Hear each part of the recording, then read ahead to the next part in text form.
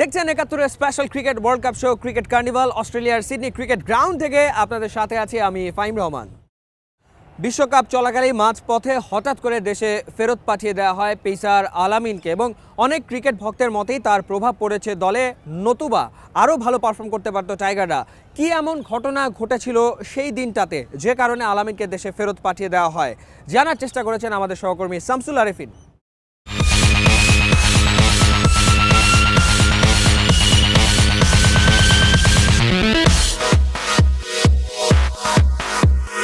Brisbane ভ্যালির আলো ঝলমলে রাতের ক্লাবের হাতছানিতে এবারের বিশ্বকাপ শেষ হয়ে যায় টাইগার পেসার আল-আমিনের। নির্ধারিত সময়ের ১.৫ ঘন্টা পর টিম হোটেলে ফেরাটাকে ভালোভাবে নেয়নি টিম ম্যানেজমেন্ট। বাগড়া বাঁধিয়েছিল নাকি আইসিসির দুর্নীতি দমন বিভাগও। শেষ পর্যন্ত দেশে পাঠানো হয় আল-আমিনকে।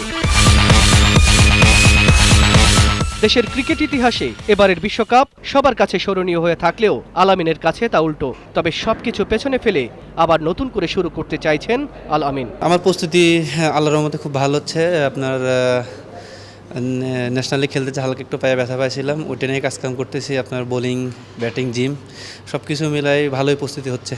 নিয়মিত অনুশীলন করলেও এখনও দুশ্চিন্তা মুক্ত হতে পারছেন না আল-আমিন। অপেক্ষা করছেন ম্যানেজারের অফিসিয়াল রিপোর্টের। রিপোর্ট দিতে দেরি হলেও আল-আমিনের জন্য তাতে কিছু দুশ্চিন্তার থাকছে না বলে মনে করেন বিশ্বকাপ দলের ম্যানেজার খালেদ মাহমুদ সুজন। আল-আমিনের রিপোর্টটা ওইভাবে আলাদা করে কিছু দেওয়ার নেই, ফুল রিপোর্টই যাবে। হয়তো রিপোর্টের সাথে আল-আমিনের রিপোর্টটাও থাকবে ফুল টিমের সাথে। সুতরাং সময় লাগবে হয়তো আমার রিপোর্টটা তৈরি করতে। ওইখানে তখন ডিসিপ্লিন ছিল ওই একটা কারণেই, but he is eligible to pick for New Zealand. এটাতে কোনো প্রবলেম পাকিস্তান সিরিজে এটা যেন ওই যে সাসপেন্ড বা কিছু হয়নি, ওকে জাস্ট তখন পানিশমেন্ট শুরু করে দেশে ফেরত পাঠানো হয়েছিল, যেটা তখন বোর্ডের কথা ছিল। বাট আমার মনে হয় না পাকিস্তান সিরিজে ওর কোনো সমস্যা আছে ওইটা নিয়ে।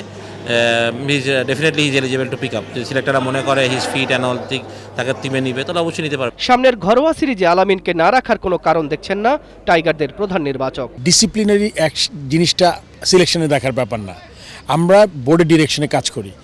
বোর্ড যদি কোনো পার্টিকুলারলি কোনো ডিরেকশন থাকে যে একটা প্লেয়ার কি whether he is available for selection or not, এটা কিন্তু বোর্ড আমাদের বলবে, যে কোনো রিজনই হোক। আমরা কিন্তু একটা প্লেয়ারের পুরোপুরি তার অ্যাবিলিটি অনুযায়ী আমাদের একটা ছেলে সেটাকে আমরা পিক করি, তো সেই ব্যাপারে আমাদের মাথায় থাকবে।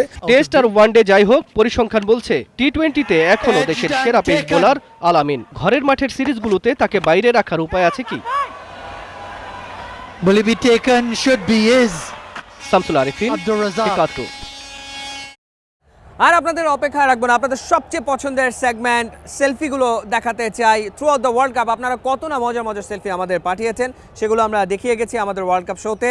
যদি দু একটা এখনও জমে থাকে সেটা পাঠিয়ে দিন, অবশ্যই দেখিয়ে দেবো দু একদিনের ভেতরেই। চলুন দেখে নেওয়া যাক আজকে দিনে মজার মজার সেলফি কারা আমাদের পাঠিয়েছে।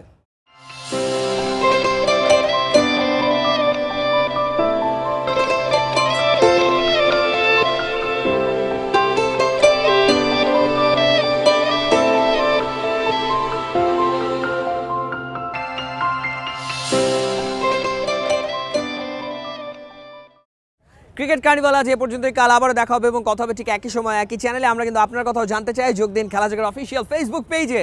খেলা দেখুন, খেলায় থাকুন, চোখ রাখুন ৭১-এ।